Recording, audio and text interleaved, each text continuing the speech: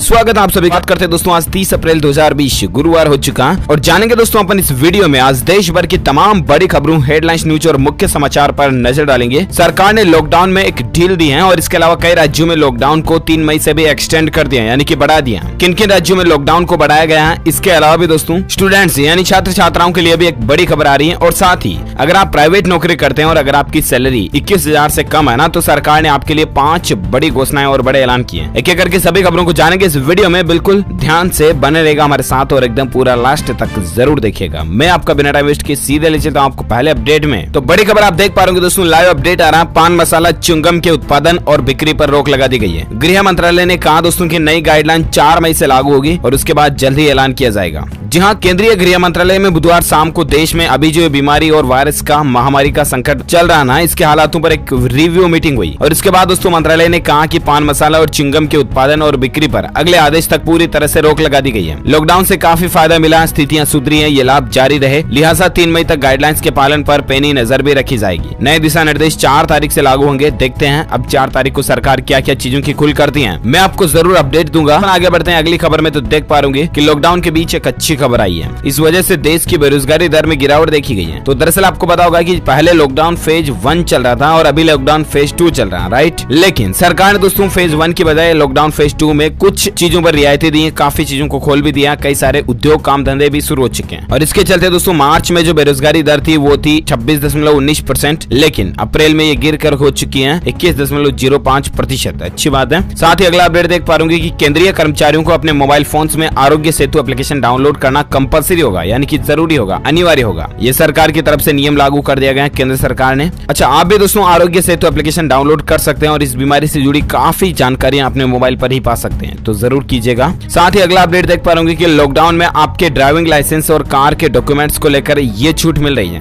दरअसल बात कुछ यूं है दोस्तों कि आजकल देश में लॉकडाउन चल रहा है और इस दरमियान अगर आपका ड्राइविंग लाइसेंस या ऐसा कोई कार का डॉक्यूमेंट, आरसी, इंश्योरेंस वगैरह कुछ भी अगर एक्सपायर होने जा रहा, तो ऐसे में आपको उसको रिन्यू करवाने की अभी कोई जरूरत नहीं है, क्योंकि सड़क परिवहन एवं राजमार्ग मंत्रालय ने कहा दोस्तों की मोटर व्हीकल्स एक्ट और सेंट्रल मोटर व्हीकल रूल्स में संबंधित दस्तावेजों के लिए वैलिडिटी को 30 जून 2020 तक बढ़ा दिया, यानी कि चाहे आपका आज ही एक्सपायर हो रहा, 30 जून तक आपको रिन्यू कराने की जरूरत नहीं है। चलिए साथ ही अगला अपडेट आ रहा कि सीबीएसई ने 10वीं और 12वीं की परीक्षाओं को लेकर जारी की है ये जरूरी सूचना। स्टूडेंट्स फटाफट से चेक कर लीजिएगा इसको। तो बात कुछ यूं है दोस्तों कि सीबीएसई ने ट्वीट किया कि पिछले कुछ दिनों से मीडिया पर, सोशल मीडिया में कई सारी आपने खबरें देखी होगी कि 10वीं के एग्जाम नहीं होंगे वगैरह वगैरह, राइट। लेकिन अब दोस्तों सीबीएसई ने ये क्लेरिफिकेशन कर दिया कि 29 विषयों के लिए बोर्ड परीक्षाएं आयोजित की जाएगी 10वीं और 12वीं कक्षा की, जैसा कि 1 अप्रैल को ऑलरेडी सीबीएसई ने सर्कुलर जारी करके बता दिया। तो वही सिस्टम लागू रहेगा लॉकडाउन खुलने के बाद। देखते हैं ऑफिशियली क्या अपडेट आता है। फिलहाल अगली खबर देख पा रहे सुप्रीम कोर्ट का एक बड़ा फैसला है। प्राइवेट अल्पसंख्यक संस्थानों में भी NEET की यानी कि नीट के जरिए होगा एडमिशन। जहां सुप्रीम कोर्ट ने दोस्तों आज नीट परीक्षा को लेकर अपना अंतिम फैसला सुना दिया और अब नीट परीक्षा सभी संस्थानों के लिए लागू होगी, जिसमें गैर सहायता प्राप्त प्राइवेट अल्पसंख्यक संस्थान भी शामिल होंगे। संस्थानों ने दावा किया दोस्तों की यह अल्पसंख्यक के रूप में उनके संवैधानिक अधिकार का उल्लंघन करता है, लेकिन आखिरकार फैसला किसका? सुप्रीम कोर्ट का, और इसीलिए नीट एग्जाम को लेकर ये रूल्स लागू हो चुका है। चलिए साथ ही अगला अपडेट आ रहा है कि लॉकडाउन के 35 दिन बाद एक बड़ी राहत दी है सरकार ने। कल ही एक और नया आदेश जारी किया दोस्तों और इसके तहत देश के विभिन्न हिस्सों में जो प्रवासी मजदूर, पर्यटक, छात्र छात्राएं वगैरह जो फंसे हुए हैं ना, वो अब उनके राज्य, उनके घर जा सकते हैं। इस फैसले से सरकार के इस फैसले के द्वारा तकरीबन 10 लाख लोगों को राहत मिलेगी। और इसके अलावा इस फैसले से ये भी हिंट या इशारा मिलता दोस्तों की 3 मई के बाद भी लॉकडाउन एक बार फिर से बढ़ सकता। हालांकि अभी तक इसका कोई ऑफिशियल अपडेट नहीं आएगा तो मैं आपको को डेली छूट मिलेगी। तब तक आप पंजाब के अंदर 4 घंटे आराम से 7 से 11 तक घूम पाओगे। अगर आपका कोई जरूरी सामान किराने वगैरह का लेकर आना तो ला सकते हैं। चलिए साथ ही अगला अपडेट आ रहा दोस्तों, 6 महीने के लिए केदारनाथ धाम के कपाट खुल चुके हैं और तस्वीरों में आप कुछ अद्भुत तस्वीरें भी आप देख सकते हैं ये स्क्रीन पर। तो आखिरकार दोस्तों केदारनाथ धाम जी के कपाट खुल चुके हैं। पुजारी ने मंदिर की पूजा की और उसके बाद 6 महीने तक के लिए कपाट खोल दिए गए। और साथ ही अगला अपडेट देख पा रहे बड़ी खबर है दोस्तों, 21,000 से कम सैलरी पाने वालों पर सरकार मेहरबान हो चुकी है। 5 बड़े ऐलान किए हैं। अगर आप प्राइवेट नौकरी करते हैं और 21,000 से कम आपकी तनख्वाह आना दोस्तों, सरकार ने 5 बड़ी घोषणाएं दी हैं लॉकडाउन के बीच। आम आदमी को राहत देने के लिए सरकार ने लगातार बड़े कदम उठाए हैं और इसी के तहत आप देख सकते हैं पहला पॉइंट ये कि दोस्तों मिलती रहेंगी सुविधाएं। ESIC ने ऐलान किया दोस्तों कि लॉकडाउन के चलते जो भी कंपनियां कर्मचारियों का वार्षिक एकमुश्त अंशदान जमा नहीं कर पाने के बावजूद कर्मचारियों की मेडिकल सुविधाएं नहीं रोक पाएंगी। तो पहला फायदा तो ये होगा। दूसरा है एक्सपायर कार्ड का कर सकते हैं इस्तेमाल, जहां कर्मचारी अपने कार्ड यानी कि मेडिकल कार्ड और इसके जरिए जो उन्हें मेडिकल सेवाएं मिलती है ना, वो अगर एक्सपायर हो गया तो भी उन्हें चिंता करने की जरूरत नहीं है, वे अपने पुराने कार्ड पर ही सेवाएं पा सकते हैं। ईएसआईसी ने कर्मचारियों का वार्षिक एकमुश्त अंशदान जमा न होने के बावजूद 30 जून तक पहले वाले कार्ड पर भी मेडिकल सेवाएं देने का ऐलान कर दिया।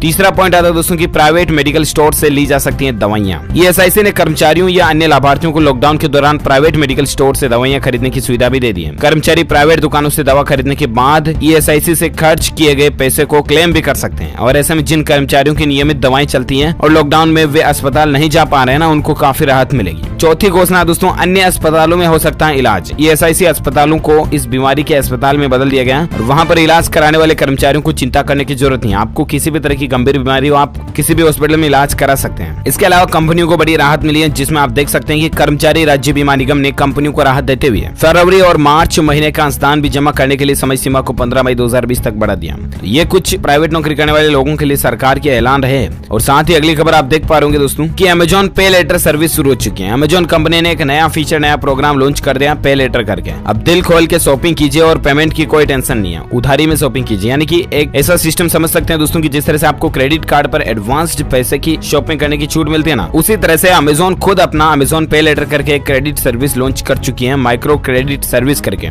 जिसके जरिए दोस्तों आप अमेजॉन के क्रेडिट कार्ड के जरिए कपड़ों से लेकर इलेक्ट्रॉनिक्स तक के कोई भी आइटम्स खरीद सकते हैं। और आपको 1 महीने तक की साइड में अगर आप पैसा जमा कराते हैं तब तो आपको ब्याज देने की भी जरूरत नहीं है। बाकी आप ईएमआई करवा सकते हैं 12 महीने की इंटरेस्ट पर वगैरह वगैरह। ये फायदा अमेजॉन कंपनी की तरफ से दिया जा रहा है आम लोगों के लिए। और साथ ही अगली खबर आप देख पा रहे होंगे कि दिल्ली हरियाणा बॉर्डर से बड़ी खबर निकल कर आ रही है। सिर्फ दोपहर 12 बजे तक ही मिलेगी एंट्री। जहां दिल्ली से फरीदाबाद और फरीदाबाद से दिल्ली में दोस्तों 3 मई तक इस बॉर्डर को कैंसिल कर दिया और 29 अप्रैल को 12 बजे तक ही एंट्री मिलेगी। यहाँ पर आप देख सकते हैं पहचान पत्र दिखाकर वगैरह वगैरह जानकारी। और साथ ही अगली खबर आप देख पा रहे होंगे कि व्हाट्सएप पर आने वाले हैं 4 जबरदस्त फीचर्स। अपने आप मैसेजिंग डिलीट होगा। इसके अलावा व्हाट्सएप वेब का इस्तेमाल कुछ खास तरीके से कर पाओगे आप, जिसमें कई सारे नए फीचर्स मिलेंगे। इसके अलावा व्हाट्सएप को एक साथ कई डिवाइस पर चला पाएंगे। और साथ ही WhatsApp expiring message, auto delete message वगैरह का फीचर भी बहुत जल्द आने वाला। और चौथा है कि इमेज को सर्च कर सकेंगे। आप इमेज को सर्च कर पाओगे दोस्तों और उसकी प्रामाणिकता को भी जांच पाओगे। फालतू की खबरें जो फैलती है ना, उसके लिए व्हाट्सएप एक फीचर लॉन्च करने जा रहा है, अच्छी बात है। और साथ ही अगली खबर देख सकते हैं, एक राहत भरी खबर है। सितंबर तक दोस्तों मिलने लगेगा भारत में इस बीमारी का टीका। सिर्फ 1000 रुपए होगी कीमत। ये कहना है सीरम इंस्टीट्यूट के सीईओ का।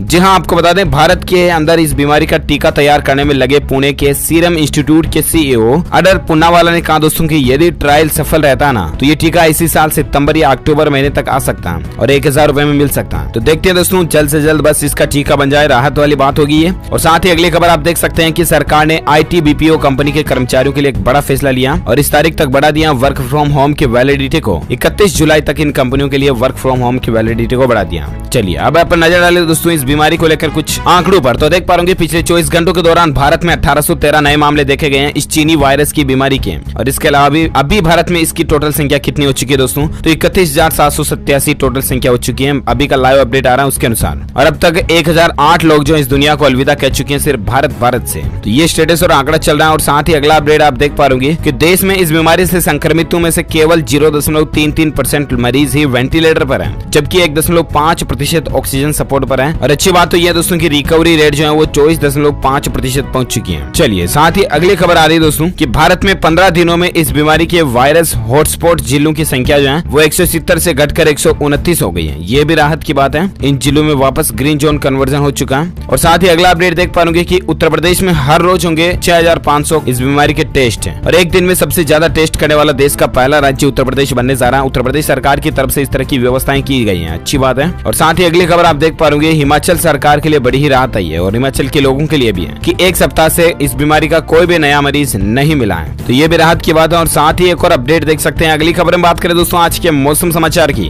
तो बड़ा अपडेट देख पाओगे हिमाचल के 6 जिलों में ओलावृष्टि की भी चेतावनी जारी की गई है। 5 मई तक हिमाचल प्रदेश के अंदर मौसम खराब रहने की संभावना है। इसके अलावा संपूर्ण भारत के मौसम पूर्वानुमान की अगर बात करें दोस्तों तो आगामी 24 घंटों के दौरान पूर्वोत्तर भारत, तमिलनाडु, दक्षिणी आंतरिक कर्नाटक और केरल के कई जगहों पर गर्जना के साथ बारिश होगी। इसके अलावा पश्चिम बंगाल, बिहार के कुछ हिस्सों, उड़ीसा और मध्य महाराष्ट्र के कुछ जगहों पर भी हल्की से मध्यम बारिश की संभावना है। आंतरिक कर्नाटक, तटीय आंध्र प्रदेश, उत्तराखंड, उत्तरी पंजाब में कुछ जगहों पर भी हल्की बारिश हो सकती है और रायलसीमा में 1-2 जगहों पर हल्की बारिश होने की संभावना। उत्तर पश्चिमी राजस्थान में धूल भरी आंधी चलने की भी संभावना बन रही है। चलिए साथ ही अगला अपडेट आ रहा है उत्तर प्रदेश बोर्ड की तरफ से बड़ी खबर देख पा रहे दूरदर्शन पर आज से चलेंगी 10वीं और 12वीं की कक्षाएं। यूपी राज्य के स्टूडेंट्स जो है 10th 12th का सिलेबस दूरदर्शन पर ही पढ़ सकते हैं। सुबह 30-30 मिनट 2 क्लासें इंटर की होगी, 2 क्लास से हाई स्कूल की होगी। तो ये ऑनलाइन और टेक्नोलॉजी के माध्यम से सरकारी स्कूली शिक्षा को भी बढ़ा रही है, अच्छी बात है। और साथ ही अगला अपडेट देख पा रहे कि अब व्हाट्सएप पर मिलेंगे ब्रिटानिया के प्रोडक्ट्स। कंपनी ने लॉन्च किया जीपीएस आधारित चैटबॉट स्टोर लोकेटर करके।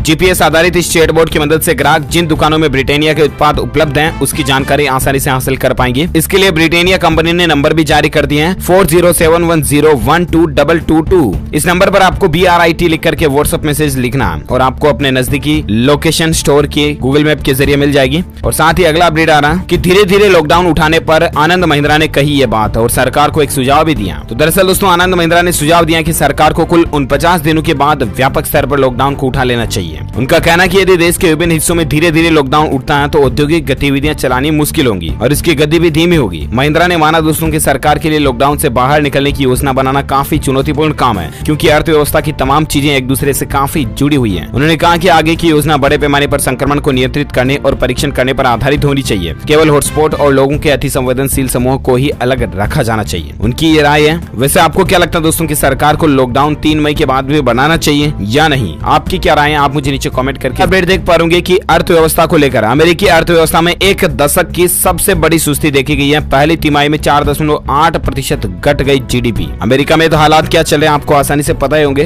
दुनिया के सबसे ज्यादा बदतर अगर हालात चल रहे हैं तो दुनिया के सबसे शक्तिशाली देश अमेरिका के ही चल रहे हैं और इसीलिए अमेरिका की अर्थव्यवस्था को तगड़ा झटका लगा है। जनवरी फरवरी मार्च तिमाही की जो जीडीपी ग्रोथ रेट है वो रही -4.8%। चलिए साथ ही अगला अपडेट देख पा रहे हैं दोस्तों की इस राज्य ने पेट्रोल पर लगाया इस बीमारी को लेकर सेस और अब इसके चलते पेट्रोल 6 रुपए और डीजल 5 रुपए प्रति लीटर महंगा हो चुका। हम बात करें दोस्तों नागालैंड राज्य सरकार की तरफ से ये फैसला लिया गया और नागालैंड राज्य में 28 अप्रैल की रात से ही ये फैसला लागू हो चुका। पेट्रोल 6 रुपए प्रति लीटर महंगा हो गया, डीजल 5 रुपए प्रति लीटर महंगा हो गया। और इसके बाद अभी बेसिकली पेट्रोल और डीजल की रेट लिस्ट नागालैंड, असम वगैरह मेघालय में भी आपको बताओ हाल ही में महंगा हुआ था। तो अभी रेट्स क्या चल रहे स्क्रीन पर आप ज्यादा जानकारी देख सकते हैं। और इसी के साथ ही ये आज की बड़ी खबरें, मुख्य समाचार, today breaking news, India news headlines news का अपडेट वीडियो फिनिश होता है। और हाँ साथ ही आप मुझे नीचे कमेंट करके जरूर बताना कि आपको क्या लगता है कि सरकार क्या 3 मई के बाद लॉकडाउन को बढ़ा सकती है या नहीं। अभी